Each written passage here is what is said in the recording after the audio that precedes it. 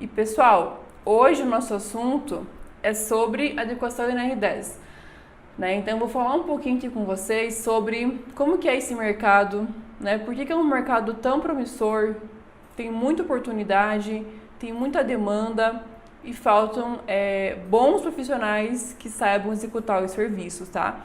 Então hoje eu vou fazer um apanhado geral aqui sobre o que é a adequação NR10, para que ela serve, quando que a gente faz, em quais locais que a gente faz essa adequação, como que a gente encontra esses clientes, né? Falar um pouquinho geral assim sobre isso. E em outras lives quero me aprofundar ainda mais, né, em cada tópico desse, porque cada partezinha dentro da adequação NR10 tem um monte de conteúdo, né? Vai bem a fundo. Então quero dar um panorama geral aqui para vocês hoje, falar um pouquinho também da minha experiência, como eu vejo o mercado, tá? E abrir um pouquinho assim a mente de vocês, para quem ainda não conhece esse potencial que a NR10 tem, tá? Que é um potencial assim gigantesco e que é pouco explorado, para terem essa noção assim, para, né, explodir a mente aí de vocês de ideia. Bom, então, quem me segue no Instagram talvez já viu esse post, talvez não. Postei ele no final do ano passado, lá por outubro, acho que foi, quando eu lancei o desafio NR10 em 10 dias, né, que foi um evento bem bacana aí que a gente fez, onde eu fiquei 10 dias falando sobre NR10, o mercado de trabalho, as oportunidades, enfim. E essa arte aqui, eu fiz ela e eu gosto muito dela, porque ela representa exatamente como eu enxergo a NR10, como eu aprendi a enxergar a NR10. Muita gente, a maioria das pessoas, elas acham, né, que NR10 se resume a um treinamento de segurança do trabalho, que se resume a você fornecer IPI, a você fazer uma PR, né, que é uma análise preliminar de riscos. E, gente, isso não é nem 10% do que é de fato a NR10. Então, por que eu botei esse iceberg aqui? Porque isso aqui representa muito como as pessoas veem a NR10. Como que a gente vê um iceberg, né? A gente vê aquela pontinha que está para fora do mar, que é mais ou menos aí 10% apenas do que ele tem ali imerso, né, embaixo da água. E na NR10 é a mesma coisa. O que as pessoas enxergam, né, o que elas veem assim, no dia a dia, e também por falta de ter uma disseminação de conhecimento sobre esse assunto, elas veem apenas uma norma de segurança, uma norma chata, uma norma que quer tirar dinheiro das empresas, uma norma que só fala de curso, só quer vender curso. E, gente, não é bem assim, tá? Então, aqui eu coloquei vários serviços que estão atrelados à NR10. E isso aqui, né, é o que poucas pessoas enxergam, tá? Então, aqui nós temos laudos, procedimentos e prontuário das instalações elétricas. E muita gente confunda, né? Muita gente acha que adequação em NR10 e o PI, que é o prontuário de instalações elétricas, acham que é a mesma coisa. E não é, tá, gente? O PI, por mais importante que ele seja, por mais extenso e complexo que ele seja, ele vai ser apenas uma das etapas da adequação NR10. Então vai ter muita documentação que está atrelada a esse PI, tá? Só que não é todo estabelecimento que tem que constituir esse PI, né? São casos mais específicos. Depois vou falar um pouquinho sobre isso. E a adequação NR10, ela tem que estar em todos os lugares, tá? Então essa é a grande vantagem de você pensar no todo e não pensar apenas em partes, né? Em serviços isolados, digamos assim. Então aqui eu coloquei também relatórios de inspeções, ensaios e testes. Então o que seria isso? São relatórios, por exemplo, técnicos da instalação elétrica, o próprio RTI, que é o relatório técnico das inspeções. Muita gente fala errado, né? Fala relatório técnico das instalações e não é, tá, gente? É inspeções.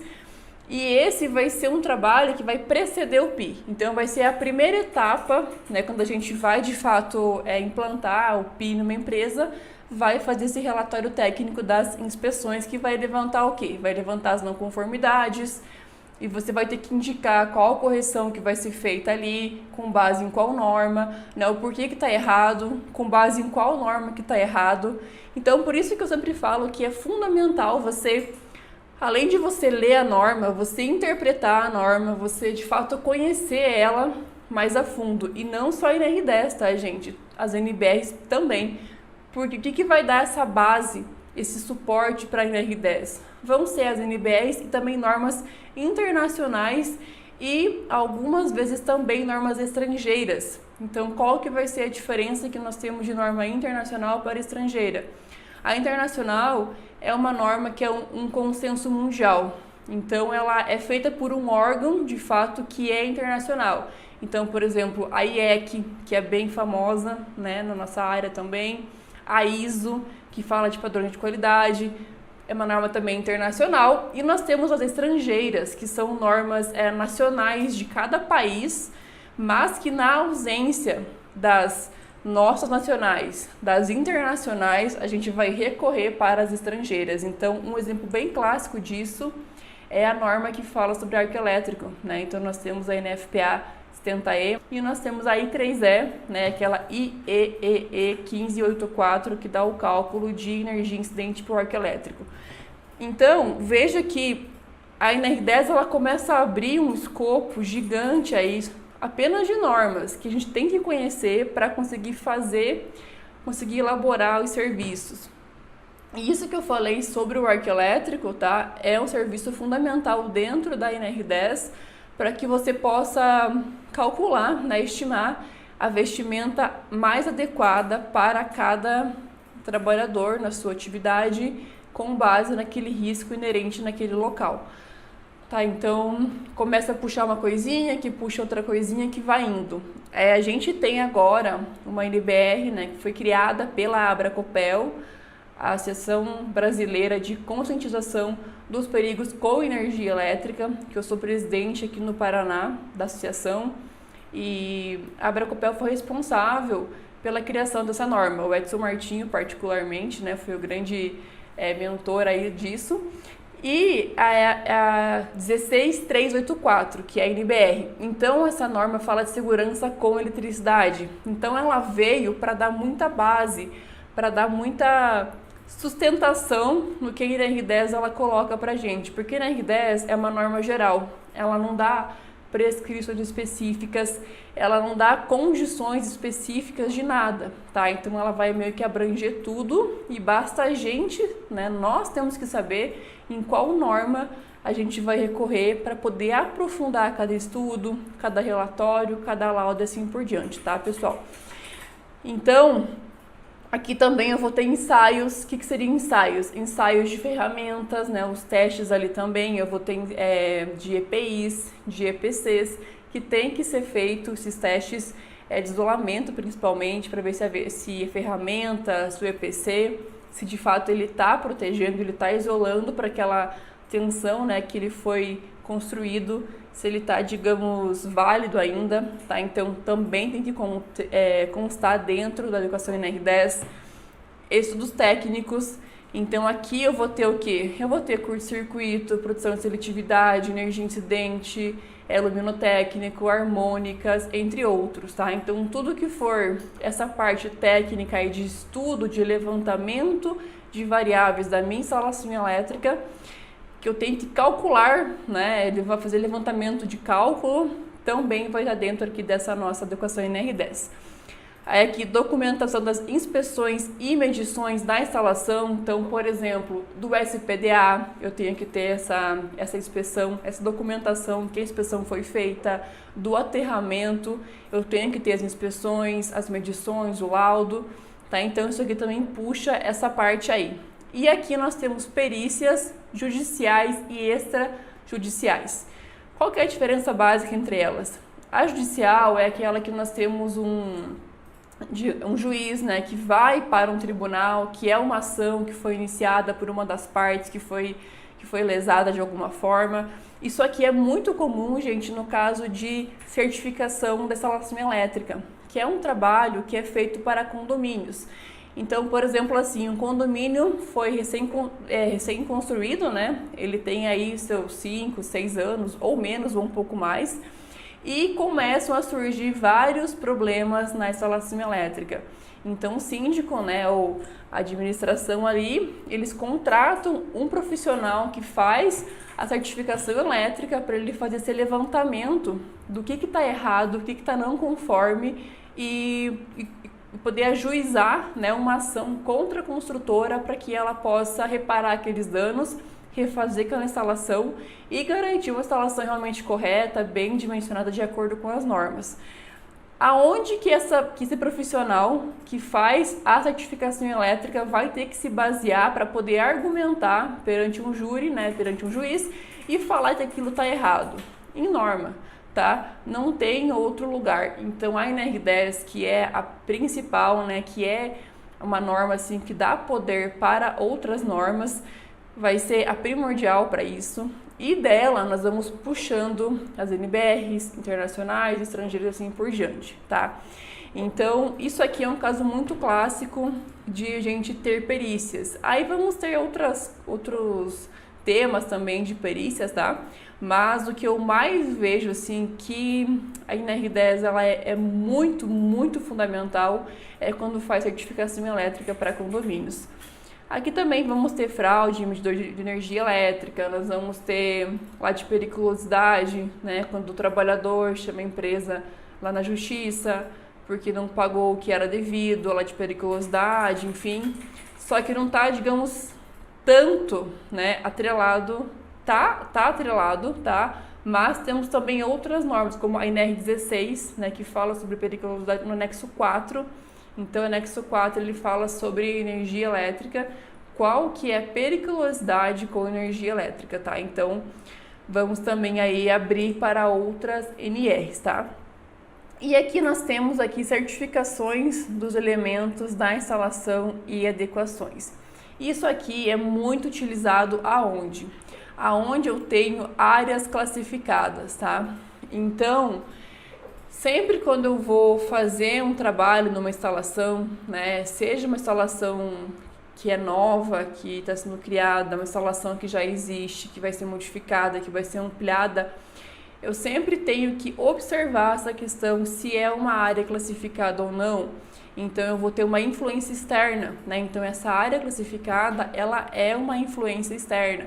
Então eu tenho que levantar isso primeiramente para depois pensar em quais componentes eu vou colocar, qual tipo do equipamento elétrico também que eu vou colocar na minha instalação, tá? Ele tem que ser à prova, né, de explosões, por exemplo, depende do tipo de área que eu vou ter, tem que também ter um equipamento específico. Então eu tenho normas que falam também sobre áreas classificadas. A norma, ela tem umas 14 partes, se eu não me engano, ou 18 por aí. São várias partes que a norma tem para poder falar sobre a área classificada. Então, só de uma condição que eu tenho na minha instalação, eu tenho já que recorrer, né, às normas e buscar qual que vai ser mais adequada para aquela situação. E quando eu falo de norma, gente, não é só conhecer norma que vai te tornar um bom profissional, tá? Não é isso, mas conhecer normas é o mínimo para você ser um bom profissional. Se você não entende de normas, se você não sabe aonde buscar referência, aonde procurar o que é certo e o que é errado, você não vai conseguir fazer um laudo bem feito, uma inspeção bem feita, qualquer tipo de serviço aí não vai sair bem feito, porque não vai ter um embasamento técnico correto, tá? E um detalhe aqui bem importante que eu vou mencionar aqui na aula é sobre os termos corretos aí da área elétrica. Eu postei um Reels no meu Instagram ontem, né, que deu uma polêmica lá, porque eu falei dos termos corretos na área elétrica. Então lá eu apontei que a gente não fala amperagem, a gente fala corrente elétrica, a gente não fala voltagem, é tensão elétrica, a gente não fala bitola, é seção nominal, eu não falo conduíte, eu falo eletroduto. Então, assim, pode parecer uns detalhes bestas, fala assim, mas o jeito certo é o que a pessoa entende. Gente, não é bem assim. Quando você conversa com um cliente teu lá, se você não quer ter o esforço de explicar para ele o que é o termo, tá? você pode falar com ele do jeito que você quiser, mas cuidado com isso, porque isso vira um hábito e isso você acaba trazendo para onde não deve, que é na hora que você faz documentos técnicos, tá? Laudos, relatórios, enfim. E fica super descredibilizado você pegar um laudo, né, de um engenheiro e tá lá amperagem, voltagem, bitola, sabe? A gente, quando trabalhava na empresa, sempre a gente mandava de volta os laudos que chegavam para nós de engenheiros lá de construtoras ou de empresas de engenharia, parceiros também que nós tínhamos. Por quê? Porque quando a gente fala de documentos oficiais, tem que estar numa linguagem formal. Por que vocês acham que as NBRs elas são escritas aquela linguagem mais complexa, né, mais difícil, assim, que não é tão fácil de você conseguir entender, é super formal? Porque ela tem que ter um apelo jurídico, ela tem que dar esse entendimento jurídico, tá? Então é a mesma coisa, gente. Então, preste atenção também com essa questão. Você pode achar que é mimimi, que é só encher linguiça, mas não é, tá?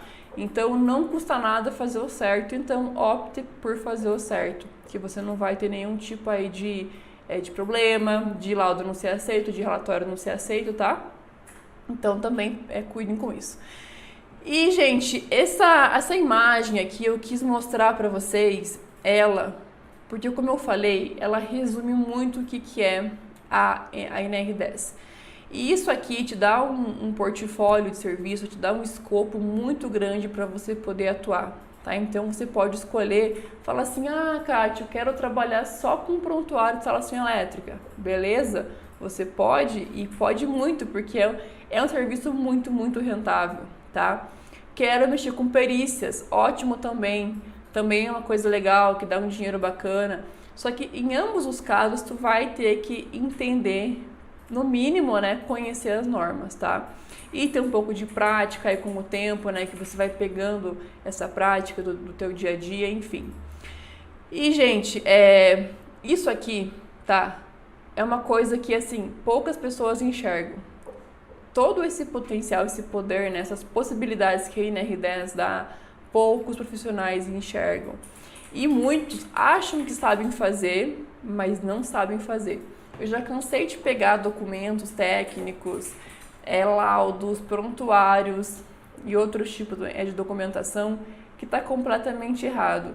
A pessoa faz um negócio ali com poucas páginas, enche linguiça, escreve coisa que não tem nada a ver, inventa uns cálculos ali, né? Uma coisa muito clássica é a pessoa pegar, tem que ter um laudo de aterramento. Tem que dar os 10 ohms, né? Então tem muita gente que ainda tá nessa vibe de tem que dar 10 ohms. Isso não existe mais, pessoal. A norma aboliu isso na última versão dela, tanto a 5410 quanto a 5419, tá? Então, que as pessoas ainda hoje, mesmo depois de tantos anos, né? Por exemplo, a 5410, ela atualizou lá em 2004. Teve uma pequena modificação lá em 2008, mas não foi assim nada, né, significativo, mas foi em 2004. Então já faz quantos? Faz 16 anos aí, 17 anos que a norma atualizou. E tem gente ainda insiste, né, na coisa antiga, que não estuda, não aprende. Então o que eu vejo de engenheiro fazendo gambiarra para conseguir chegar nos 10 ohms em laudo, como se aquele valor fosse de fato o valor que importa, como se aquilo fosse garantir um bom aterramento. Ele vai lá, joga um monte de água, aonde ele vai fazer a medição e chega no valor baixo e beleza, ele emite um laudo. E, gente, não é isso, tá? Fazer um bom aterramento não é essa questão, quantos ohms que deu. Depende do esquema do aterramento que nós temos. Por exemplo, o esquema TT, eu posso ter 100, 200 ohms, ou até mais, tá? Então, assim, ele não presta? Não, não é isso. Se ele foi bem feito, né, com as conexões adequadas, se ele foi o melhor esquema escolhido para aquela instalação, para aquele local ali em específico, se ele foi feito com materiais de boa qualidade, teve um projeto ali, teve uma boa instalação, ele vai funcionar, tá? Então, não se apeguem a essa questão aí de 10 ohms, que é muito comum pegar laudo de empresas, né? Porque assim, a empresa ela tem um prontuário feito, né? Daquele jeito lá. Aí eu vou lá, pego a documentação, começo a olhar, ver o que falta, né? Fazer um levantamento ali de documentações e eu começo a ler os documentos. E você começa a ver muita coisa errada, sabe, gente? Então, assim, o mercado não tá ruim. O mercado de trabalho, ele tá precisando de ele tá carente de bons profissionais, tá? Então, assim, concorrência não existe, né? Essa frase é muito boa, porque realmente, gente que faz, tem um monte, mas que faz bem feito, você pode contar, assim, nos dedos. Eu, particularmente, conheço uns 3 engenheiros que fazem, né, um prontuário, um laudo, assim, bem feito. Então, ouçam o que eu estou falando para vocês. Esse mercado ele está crescendo, a demanda dele está muito grande e quem chega primeiro bebe água fresca, não é esse o ditado? E aqui vai ser a mesma coisa, tá? Então, se aprofundem nessa área, aprendam mais sobre isso. Se for do interesse, né, de vocês aí querer entrar para esse mercado, é um mercado muito promissor, está crescendo bastante. Por quê? Porque cada vez mais as normas estão sendo cobradas, exigidas, né? Então as pessoas também estão criando mais consciência, né? Aos poucos, mas estão sobre a importância de ter uma instalação bem feita. Você vai encontrar vários tipos de clientes que vão querer apenas o preço, clientes que prezam pela qualidade, clientes que não querem nem fazer porque acham que não precisa. Então, você pode escolher também o cliente que você quer ter, sabe? E quando você quer estar desesperado, querendo pegar tudo quanto é tipo de serviço, querer fazer um monte de coisa, muitas vezes, você não vai dar conta também. Então, eu vou falar um pouquinho, né, sobre como que você pode começar a atuar nessa área que é mais fácil, né, para quem é iniciante, para quem não tem uma empresa com muitas pessoas, não tem muito equipamento, não tem muito software, porque a gente sabe que é caro, né, então a gente comprar equipamento, até mesmo alugar, pode ficar caro muitas vezes. A gente ter software tem que ter licença, né? Então são softwares caros também.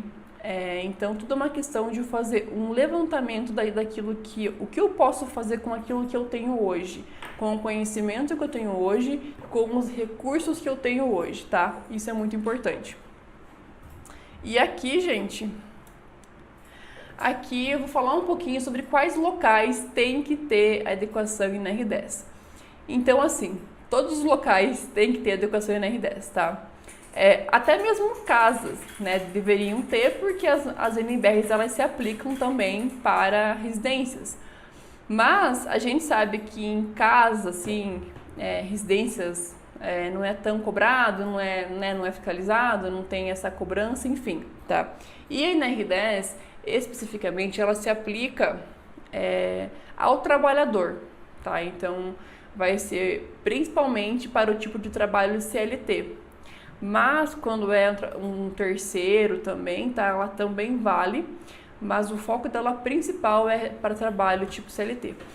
Então, aqui eu listei alguns locais onde tem que existir essa adequação em NR10. Então, aqui eu coloquei o quê? Aqui eu coloquei como se fosse um comércio, tá? Então, aqui pode ser uma loja de qualquer coisa, uma loja grande de material de construção, uma loja de roupa, né? Lojas dentro de shoppings também. Então, qualquer tipo aí de comércio, eles têm que fazer uma adequação. Claro que a adequação para um comércio vai ser muito menor, com menos serviço, né? E vai ser mais também barata, digamos, do que uma adequação para uma indústria, tá? Mas o foco aqui é por onde você começa, aonde é mais fácil você começar. Então, aqui em comércios é um lugar bom de você começar, por quê? Porque muito estudo técnico que você teria que fazer numa indústria, né? Você não vai ter que fazer aqui, porque, por exemplo, assim, arco elétrico, curto-circuito, muita coisa assim específica, né? Você não vai ter que despender tempo, equipamento, enfim, recurso para poder fazer serviço aqui, o que torna mais também barato o teu custo, tá? Então, consegue ter uma margem boa e não tendo um custo tão alto. Aqui eu coloquei supermercados, tá? Então, os supermercados, eles também têm que ter educação em NR10. E aqui também, tá? A grande maioria tem que também ter o prontuário de instalações elétricas. Então, lembra de que eu falei que o prontuário, ele é uma parte da adequação em NR10. Então, todos os locais, estabelecimentos, têm que ter adequação em NR10, por mais que seja mínima, tá? Mas ele tem que ter.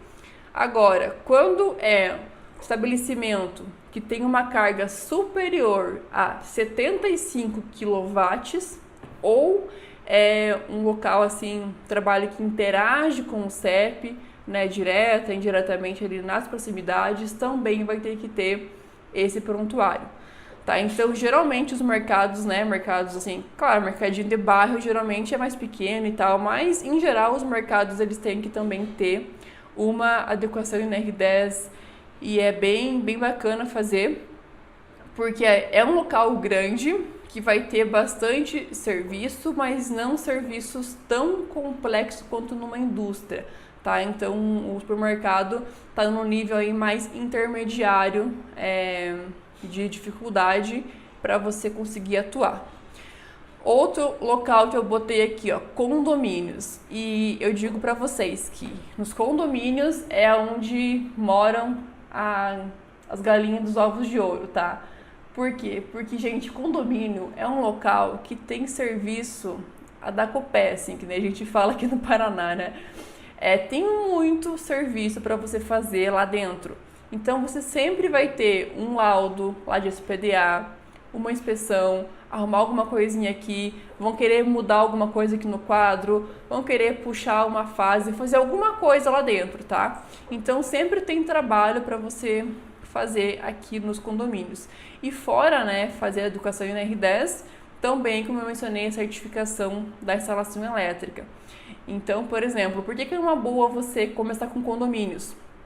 Você vai ter um custo baixo, né? Você não vai ter que despender muito dinheiro com equipamento, vai ter que ter o básico ali para você poder fazer medição de aterramento, a termografia, alguma coisa que também precisa de vez em quando, né? Fazer uma termografia num condomínio, mas é uma coisa assim mais básica, tá? Então, o teu custo vai ser baixo, vai ter bastante serviço ali, e aqui a jogada é você fazer o quê? É você entrar em contato diretamente com administradoras de condomínio, ou então aqueles grupos de síndicos profissionais, né, que tem bastante hoje aí no Brasil. Então, é você falar com eles e você oferecer o serviço e você conseguir pegar essa demanda que eles têm. Porque, assim, todo ano, né, eu vou ter que fazer o quê? Eu vou ter que fazer alguma coisinha lá, algum serviço, eu vou ter que renovar aquele AVCB no Corpo de Bombeiros, eu vou ter que fazer, né, por conta disso lá o da CPDA. Então, assim, vou ter muito serviço aqui dentro que vai ser referente a uma adequação em NR10 também, tá? Por mais que aqui é um local residencial, mas é um local residencial com grande porte. Então, aqui é levado a sério a questão de adequação em NR10. Fora que os condomínios também, muitos deles têm que constituir o PI, tá? Porque eles têm uma carga instalada acima de 75 kW. Então, eles também têm que constituir o PI, que vem aquele monte lá de documentações também, que nas próximas lives aí eu vou falar mais exclusivamente sobre o PI, tá? Outro local que eu coloquei aqui também são os canteiros de obras.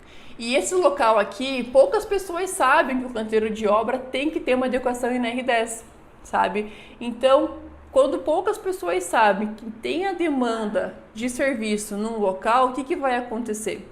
Eu vou ter poucas pessoas concorrendo comigo. Então, a gente, quando começa na área, a gente tem que meio que cortar atalho, né? Então, sempre procurar serviços onde a concorrência é menor. Então, assim, canteiro de obra é um local onde tem um pouco de concorrência, porque muitas pessoas, elas nem sabem que tem que fazer a adequação. É muito mais comum as pessoas saber que tem que fazer PI, adequação para condomínio, para indústria, tá? E poucas, de fato, sabem que tem que fazer também para o canteiro de obra. E não só adequação, né? Se o canteiro de obra também tiver uma carga instalada superior a 75 kW, também tem que constituir o PI, tá, pessoal? Outro local que eu coloquei aqui, ó, hospitais. Então, hospitais também tem essa demanda, né, de fazer prontuário, de fazer toda a adequação NR10, mas trabalhos em hospitais é um pouco mais complexo, tá? Então, exige um nível um pouco maior aí de conhecimento, na parte aí de, por exemplo, gerador, manutenção de gerador, alguns tipos mais específicos aí de estudos também. O aterramento que eu vou ter num hospital, ele vai ser um pouco mais complexo. Então, assim, é um serviço que não é bom você pegar logo de começo, né? Sem ter muita experiência, porque vai ter um custo alto para você poder executar a instalação. Você vai receber proporcional a esse custo, né? Tu vai ter um lucro muito bom também, só que para você começar, ele é mais complicado, tá? Então, isso aqui eu já recomendo para quem já está atuando na área, para quem já tem um conhecimento aí um pouco maior, ou se for muito corajoso aí querer se arriscar, né, fazer. A gente sabe que a gente só aprende se arriscando e fazendo, né, tá? Mas eu vou deixar aqui a recomendação para vocês do que eu vivo, da minha visão, tá? Do que eu comecei fazendo e de como é que eu tô enxergando esse mercado hoje, tá, pessoal? Outra questão aqui também, ó, indústrias, tá? Então isso aqui é o que as pessoas mais sabem, né? Muitas pessoas acham que prontuário, adequação é apenas para indústrias. E aqui eu vou ter vários tipos de indústrias. Eu vou ter a pequeno porte, a médio porte e a grande porte. Indústrias é um trabalho mais complexo da gente querer fazer logo de começo. Ainda mais se for uma grande empresa, uma empresa de médio porte. Por quê? Não só pela complexidade que tem os serviços, né, de ter que ter mais ferramental, mais equipamento, mais software para conseguir, de fato, fazer qualquer estudo, né, que ela que precise, mas pela questão também de braço, tá? Você não vai ter braço para conseguir fazer tudo. Eu já cometi esse erro. A gente lá no comecinho pegou um prontuário, empresa de médio porte para poder fazer. E nós tínhamos um prazo aí de 3 meses para conseguir finalizar esse prontuário, porque a empresa ela foi autuada, né? Ela foi notificada pelo fiscal do Ministério do Trabalho. Então era um prazo muito curto, nós não tínhamos muita experiência. A gente pegou em 2 para poder fazer e não deu conta, tá? Por quê? Porque é muito detalhezinho que você tem que fazer.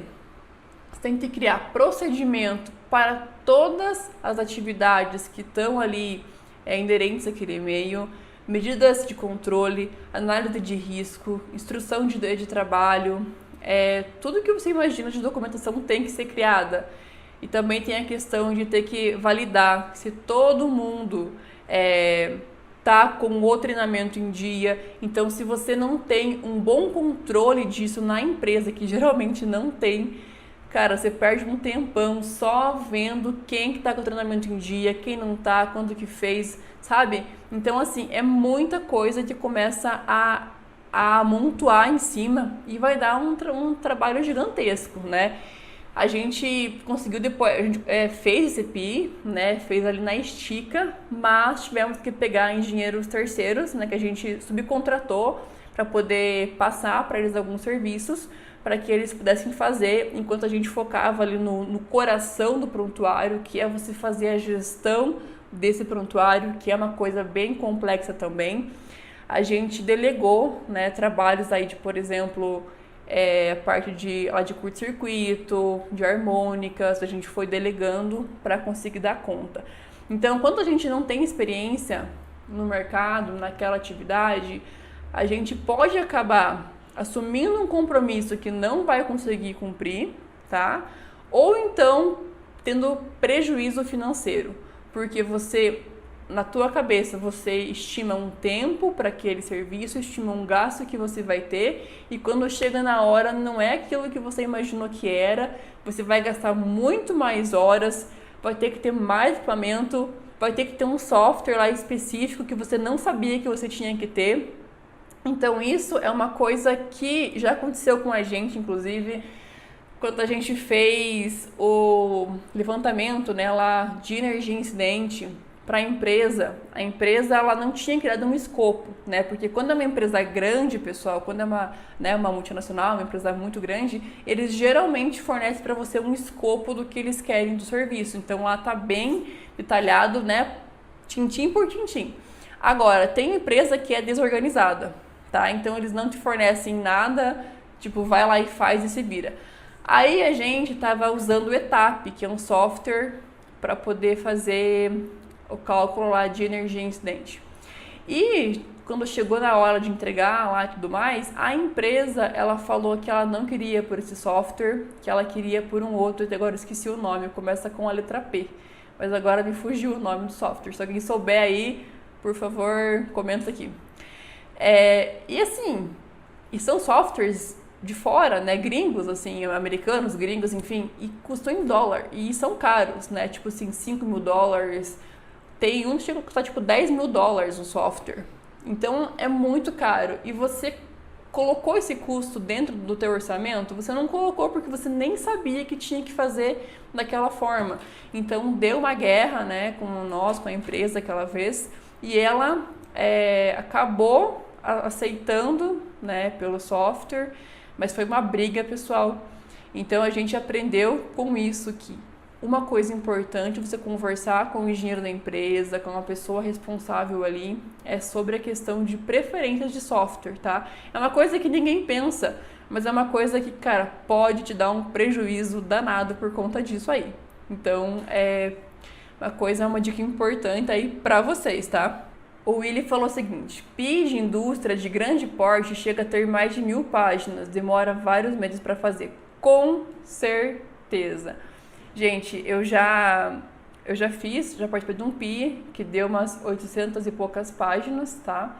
Isso porque a empresa ela já tinha esse PI, digamos, feito, né? Ela já tinha uma parte dele, tinha que atualizar muita coisa, a empresa aumentou lá, expandiu, então tinha que refazer algumas coisas, mas é muita documentação. Aí você imagina, beleza, você tem um contato lá dentro de uma multinacional que o cara consegue te colocar lá para você pegar o serviço. E aí, o que você faz? Sabe? Então não é só você conseguir pegar o serviço, mas pegar o serviço que você vai dar conta de fazer. Porque quando você faz um PI, pessoal, tem prazo, tá?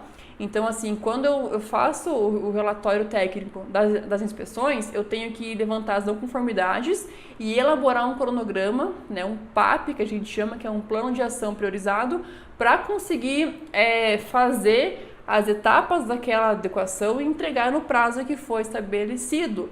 Então, você queria botar um prazo lá curto para você acabar rápido e se livrar daquilo, não vai funcionar, tá?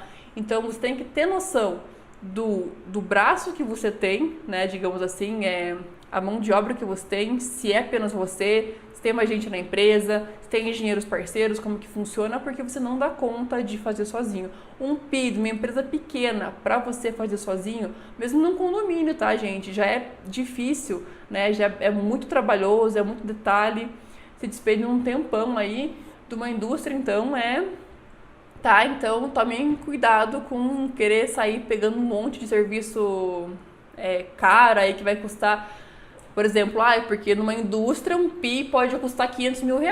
Pode, eu já participei de um PI, né? Eu já fui consultora do engenheiro que fez o PI lá, que valia R$500 mil, que é de uma grande empresa aí de cerveja, que eu não vou falar o nome, mas eu gosto bastante dela. Mas enfim, foi um PI de R$500 mil, tá? Então, assim, pode chegar a esse valor? Pode. É todos? Não, tá? Mas pode chegar. Então, conforme você consegue escalando o teu negócio, a tua empresa, escalando o teu serviço, você pode chegar nesse nível, tá, gente? Não é de uma hora para outra que a coisa acontece também. Então, começa com condomínio, né? Começa com o supermercado, pega umas empresas pequenas, tá? Para você conseguir pegando prática, né, pegando ali o jeito para você conseguir depois ir para outro patamar e chegar de fato a elaborar esses PIs que valem aí centenas de milhares de reais, tá? Geralmente um PI para uma empresa assim de pequeno e médio porte ali depende muito da quantia de serviço que vai ter, né? Vamos supor assim, a empresa ela não tem PI, ela não tem nada. Você vai cobrar aí uns 50, 60 mil reais, tá? Se a empresa não tem nada e ela tem um porte entre pequeno e médio ali, tá? Então depende muito também. Como que a gente cobra, né, esse valor pelo PI? A gente cobra por cada serviço feito. Então a gente vai ter que saber quanto custa a nossa hora, né? Porque você tem que ter um embasamento de quanto custa a sua hora. Se você não tem, né, ideia nenhuma de como cobrar a sua hora, usa como base o valor do CREA.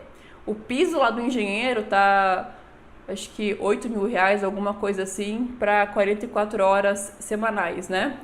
Então pega esse valor mais ou menos e divide ele e vê quantas horas que você vai gastar naquele serviço, para você pelo menos ter uma ideia, tá? Claro que você não pode, às vezes, elaborar todo o trabalho usando essa base, mas para você começar a atuar na área, é uma base boa que você tem. Então, quanto mais serviço você vai tendo, né? Peguei uma empresa maior, vou ter muito serviço. Então, é aquela coisa, né? Quando você vai numa loja, quando você compra em quantidade, não tem um desconto, geralmente, para quem compra bastante, o PI vai ser também a mesma coisa. Quando você faz muito serviço, você acaba vendendo um combo para o teu cliente. Então, vai ter um valor, digamos, diferenciado do que se eu fosse vender cada serviço individual, tá? Então, tu vai levantar quanto custa a tua hora, tu vai levantar quanto de matéria-prima você vai utilizar. Eu vou ter que fazer deslocamento para a empresa, quantas vezes, é longe, não é? Que tipo de material que eu vou ter que ter? Eu vou ter que pegar equipamento, vou ter que alugar, eu tenho que comprar software. Então, fazer um levantamento geral do que você vai precisar para fazer cada serviço e, com base nisso, aí montar um escopo, né? Montar uma proposta para o teu cliente. Então, e aqui faltou, né, eu falar sobre o último aqui que aparece aqui, que é o shopping, tá? Então, shopping também, eles são gigantes, né? Então, eles têm que também ter adequação NR10, tem que ter prontuário. E não só a instalação do shopping em si, né? Por a instalação, digamos assim, externa às lojas, tá? Mas as lojas dentro também. Aí nessa parte vai entrar, por exemplo, os comércios, né? Então, cada loja ali vai ser um comércio. Então, cada lojinha ali vai ter que ter a sua adequação para aquela finalidade. Por exemplo, eu vou instalar um McDonald's aqui no shopping. Tá, eu tenho que fazer um levantamento ali para ver quanto de carta que isso vai ter, fazer todo um dimensionamento da minha instalação, de acordo com as máquinas que eu vou utilizar, tá? Então, eu vou ter, por exemplo, uma loja de roupa. Vai ser diferente, né? Eu vou ter bem menos coisa ali para poder cuidar do que se eu instalar um McDonald's num shopping. Ou uma panificadora, que eu tenho aquelas máquinas grandes, aqueles fornos grandes. Então, gente, cada caso ali vai ser um caso, tá? Então, assim, oportunidade é o que não falta. Tem muita demanda aí no mercado para você fazer esse serviço. E aqui, gente, eu listei os principais serviços, tá? Isso aqui é só um décimo ou menos de tudo que tem que fazer dentro de uma adequação NR10. Mas aqui eu listei os que a gente mais ouve falar, os que a gente mais conhece, tá?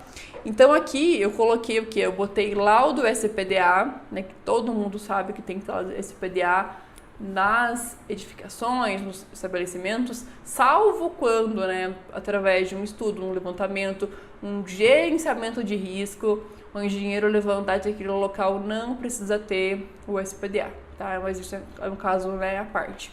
Então, lá do SPDA, aterramento, energia incidente. O que é fazer um estudo de energia incidente? É você fazer um levantamento de quanta energia o arco elétrico ele vai despender caso ele aconteça naquele local. Então, se eu tenho, por exemplo, 40 painéis numa indústria, não é fazer um cálculo só e usar para os 40 painéis, gente. São 40 estudos de arco elétrico. Então vocês vejam o tempo que isso vai demandar para eu conseguir fazer isso. Por isso que é caro você fazer uma adequação, você fazer um prontuário. Por isso que é o serviço mais caro, mais rentável que tem dentro da área elétrica. Ele dá um baita trabalho? Dá, muito trabalho. Mas ele também dá muito retorno financeiro? Dá muito retorno financeiro. O lucro que você tem geralmente, né, usar a base aí que a gente tinha, era de 20 a 30% limpo do que a gente vendia do nosso prontuário. Então, se ele custava isso quando a gente fazia também alguma coisa de execução, tá? Então, tem muita empresa que tem que fazer alguma execução, né? Contratar eletricista para ir lá mexer na instalação, enfim. Quando não tinha que fazer essa instalação, o lucro era ainda maior, tá? Então, imagina, você vende um PI lá por R$100.000, você vai levar 6 meses para poder fazer esse PI, tá? Tu vai lucrar aí uns R$30.000 com esse PI. E é uma coisa que você pode também estar fazendo mais de um PI ao mesmo tempo, né? Então depende da equipe que você tem, né? O braço de trabalho que você tem, você pode estar fazendo mais de um serviço ao mesmo tempo. Então você vai estar ganhando, por exemplo, você pegou 3 PI para você fazer ao mesmo tempo. 3, claro, que não é um PI gigantesco, né? Um PI assim mais... Tô falando aqui de um PI, de uma adequação mais moderada, tá, gente? Se eu pegar, vou falar de adequação, né, que você não confunde, tá? O PI vai ser uma parte da minha adequação, então a adequação vai custar mais caro ainda do que o PI, porque eu vou ter que fazer mais coisa além do PI, tá? Então eu peguei uma adequação ali de R$100.000. Eu vou ter um lucro de uns 30%. Claro, e isso falando na base no que a gente trabalhava. Para cada região, para cada um, pode variar, tá, gente? Mas ganhava R$30.000 em 6 meses. Então, a empresa lá de engenharia, lá que a gente tinha. Então, isso é uma coisa muito boa, porque você não faz um serviço, você faz vários serviços dentro daquele local. E esses documentos, eles têm prazo de validade, muitos deles têm prazo de validade, a instalação ela vai tendo modificações. Então, é um cliente que você conquista para você conseguir começar a fazer um trabalho e você fideliza, se você trabalhar corretamente, né? For um bom engenheiro, né? Fazer um serviço ali de qualidade. Então, você sempre vai ter alguma coisinha para você fazer ali dentro. Vai ter que fazer uma inspeção anual para você ver se a instalação continua conforme. Então, já vai ter essa questão dessa inspeção inicial. Quando a gente fala de inspeção, que é, né, quando a gente vai elaborar o PI, que é aquele RTI, o RTI geralmente ele vai custar uns 20%, 25%, aí depende muito, tá, do valor total desse PI que vai ser feito. Então ele também é uma parte aí considerável da minha adequação, que é fazer o levantamento das não conformidades e poder apontar por que está errado, né? Por que tem que adequar aquilo ali, com base em quê. Então eu vou apontar nas normas e vou criar um cronograma de adequação para aquele local, tá? Então aqui, energia incidente, curto-circuito também. E, gente, sempre quando eu faço um estudo de energia incidente, eu tenho que ter geralmente o de curto-circuito. Por quê?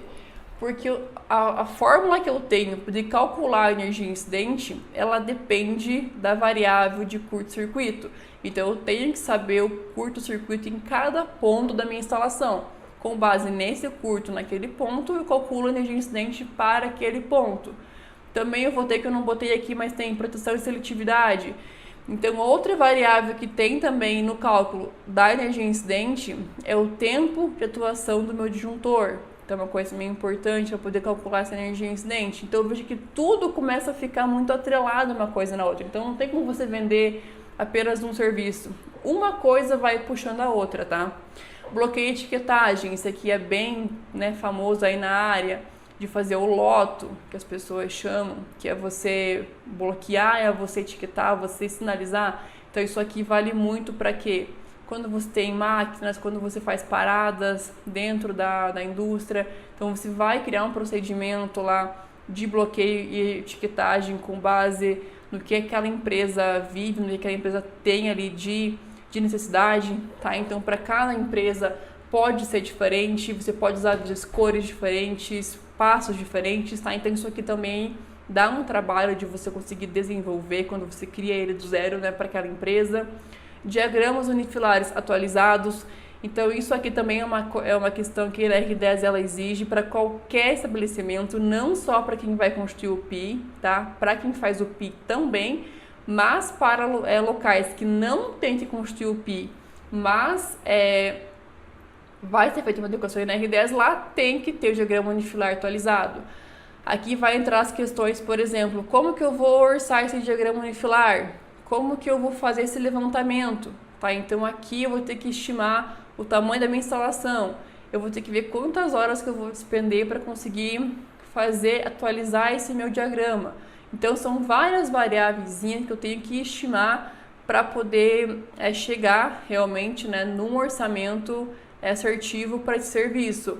Termografia também eu tenho que fazer. A termografia ela varia muito aí de R$1.000 a R$4.000, depende muito, né, o tamanho aí do serviço que vai ser feito. Um diagrama unifilar vai variar de R$3.000 a R$10.000, R$15.000 para você fazer só o diagrama unifilar atualizado, depende do tamanho da minha instalação. Áreas classificadas, eu tenho que fazer um levantamento, quais são essas áreas, se a instalação naquela área está correta, né? O que não está correto, qual norma que tem que atender, tem que trocar naquela instalação, então também tem que levantar isso. Testes em EPIs, EPCs ferramental, já falei sobre isso também. E o prontuário das instalações elétricas, que é o prontuário que eu estava até agora falando sobre ele, tá? Então, gente, é muito serviço. Assim, a gente tem mais de 100 serviços frouxos, tá? Mais de 100 serviços que podem ser feitos dentro de uma adequação NR10. Então, o primeiro ponto é eu fazer o quê? É eu fazer uma auditoria na empresa, né? Fazer esse levantamento aí das não conformidades. Eu vou indicar o que deve ser feito, vou fazer a execução do serviço, né? Se for aprovado, no caso, vou adequar a instalação, fazer uma nova auditoria final para ver se realmente não ficou nada faltando, está conforme. E daí, de fato, emitir um certificado, né? Emitir como se fosse num curso, assim, se emite um certificado para a empresa que ela está conforme a NR10, tá? Que é um documento que, quando bate o fiscal, ele pode pedir. Então, você fala assim, Kátia, mas por que as empresas vão querer fazer isso e gastar R$500.000 com isso? Na verdade, muitas não querem, mas elas têm que fazer, né? Porque isso aqui é obrigatório por lei, gente. A NR10 é uma norma que tem força de lei. Ela é uma lei primária, ela é feita pelo poder público, pelo governo federal. Então, tudo que está lá é lei e tem que ser cumprido. Para quem não cumpre o que está na norma, tem multas, tem penalidades pesadas, tá? Para cada item da NR10 que não é cumprido, vai ter uma multa respectiva àquele item. Então, fica realmente muito mais caro para a empresa tomar todas essas multas aí de não adequar a instalação do que ela de fato investir, né, despender esse dinheiro para poder adequar a instalação. Fora outras questões, não é apenas multas, né?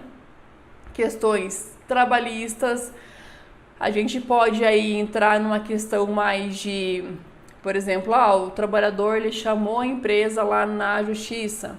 Então, ele alegou que a instalação era assim, assim, assado, né, Então, como que a empresa vai provar que não era? Ela tem que ter um documento técnico para isso. Outra questão também, que tem que ser... Só tirar aqui, pessoal, a tela aqui. Que tem que ser percebida, tá? Opa. Voltar aqui para a tela. Que tem que também ser percebida. Se a instalação não está conforme e vir a acontecer algum acidente, né, alguma coisa, algum sinistro naquela instalação, que pegue fogo, alguma coisa assim, a seguradora pode não cobrir aquele sinistro, porque ela vai alegar que a empresa não estava de acordo com a norma e ela pode alegar algo doloso, né, culposo, enfim.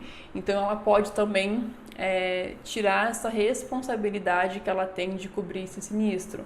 Outras questões também, a gente vai entrar em questão de direito civil, direito previdenciário, tá? Direito criminal, né? Porque se vir acontecer alguma morte ali dentro, Se vir acontecer qualquer coisa que venha ferir, que venha matar alguém, também vai render um processo, tá? Então, assim, você tem que mostrar para o teu cliente todos esses pontos. Então, quando a gente atua com adequação em NR10, a gente tem que ser meio advogado e meio engenheiro, tá? É uma coisa que eu aprendi atuando nessa área. Por quê? Porque as pessoas aqui no Brasil, a cultura que nós temos, elas só tendem a fazer as coisas quando pesam no bolso, né? Infelizmente. E para tudo é assim, não é só na área elétrica. Então tem que mostrar de fato para esse cliente quais são os prejuízos que ele está exposto, tá? Se vir a acontecer algum acidente fatal, algo mais grave, se tiver, né, um fiscal do MTE que vem ali fiscalizar aquela instalação, até mesmo um custo maior que ele está tendo, porque a conta de energia do meu cliente vem muito alta. O que será que tem naquela instalação que faz com que a conta venha mais do que o normal? Então tem que fazer uma inspeção, um levantamento para conseguir ver isso também. O aterramento lá não está muito bom, pode queimar motor, pode queimar equipamento. Então, assim, são vários prejuízos que existem da pessoa não se adequar em NR10, né, de não se adequar às normas.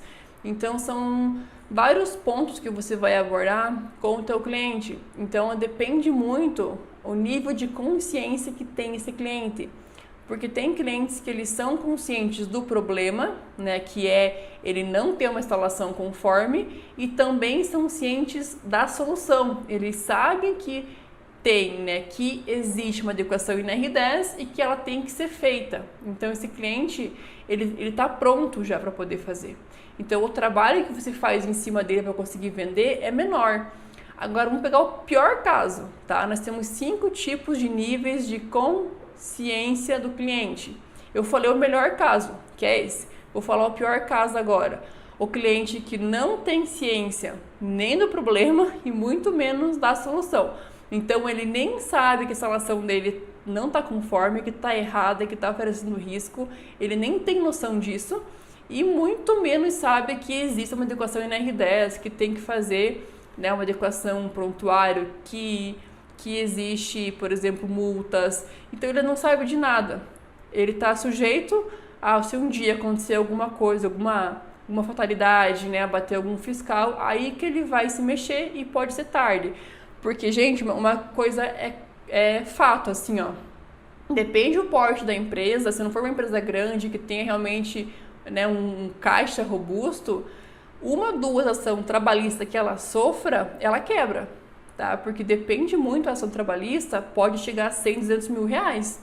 Então, assim, ou mais, tá? Então, se é uma empresa que não tem um caixa muito robusto, que é uma empresa, né, que tá ali andando e tal, se virando para pagar as contas, ela vai quebrar, tá? Então é muito mais fácil esse cliente contratar o teu serviço e pagar você em 12 vezes que seja, porque tu vai ficar um ano fazendo serviço naquela empresa, tá? Cada mês vai concluir uma etapa do cronograma que você criou, do que o cliente esperar chegar, acontecer alguma fatalidade, né, e ele vinha quebrar a empresa. Eu conheço empresas que quebraram porque sofreram ações trabalhistas, inclusive clientes nossos que eram, assim, empresas que não eram pequenas, que eram empresas consideráveis, tinham um médio porte. 2 ações que eles sofreram no mesmo ano, deu 500 mil reais, 2 ações. Eles quebraram, tá? Então, assim, é uma coisa muito, muito delicada de você esperar contar com a sorte. Então, é você conscientizar o teu cliente sobre isso. O William que falou, software pode ser o ETAP. O ETAP era o software que eu usava, né, para poder fazer o cálculo de energia incidente. Mas tem empresa que elas pedem outros softwares. Eu esqueci o nome do outro agora, porque eu nunca utilizei ele, na verdade. Mas tem outros, tá? Então, assim, depende da empresa, pode querer um software diferente. Então, tem que também estar atento a isso. Qual o valor médio da multa, tá? Então, Anderson, a multa, ela varia bastante. As multas, elas constam na NR28. Então, lá eu tenho uma tabela e as multas, elas estão em UFIR, que o UFIR era uma moeda que se usava antigamente para isso. Mas o UFIR parou de valer, né? Então, ele foi estagnado ao preço do real. Então, cada UFIR vale 1 ponto alguma coisa reais. E cada item da NR10 não cumprido, ele chega a custar 1.000 ou mais o FIR, tá? Então seria R$ 1.000 aí, no mínimo, por item da norma que você não cumpre. Então, quantos itens que não tem a NR10, né? Então, se a gente olhar aqui, ó, só o tamanho da norma, imagina, cada itemzinho, por exemplo, aqui, ó, esse aqui, a letra A não foi cumprida, a letra B também não, a letra C também não. Então, você começa a rolar isso aqui, você começa a fazer a somatória final, vai dar uma multa bem considerável. Fora também, além de levar a multa, tá? Você vai ter que adequar a instalação, porque o fiscal vai cair em cima de você, então você vai gastar muito mais, porque vai ter que pagar a multa e vai ter que pagar ainda para poder fazer o serviço, tá? Então, não vale a pena você correr o risco, né? O teu cliente aí correr o risco. Fora que, se ela não está adequada também, a pessoa vai... ela vai correr outro risco, que é de você, que é de alguém sofrer um acidente, vir a morrer, alguma coisa assim, tá? Então, são vários riscos aí que são, né, inerentes a você não adequar a instalação para NR10. Então, gente, tá cada vez mais, assim, essa questão de você fiscalizar, do governo fiscalizar as empresas, de exigir realmente, né, uma coisa séria, uma coisa certa. De uns anos para cá isso já está acontecendo, agora com o e-social isso vai melhorar também. Então é uma área muito promissora, tá? E tem pouca concorrência no mercado, tá? A concorrência nesse mercado eu posso até falar que ela não existe, gente, porque é ridículo você ver a grande maioria de engenheiros e técnicos que trabalham nessa área, que fazem documentação técnica.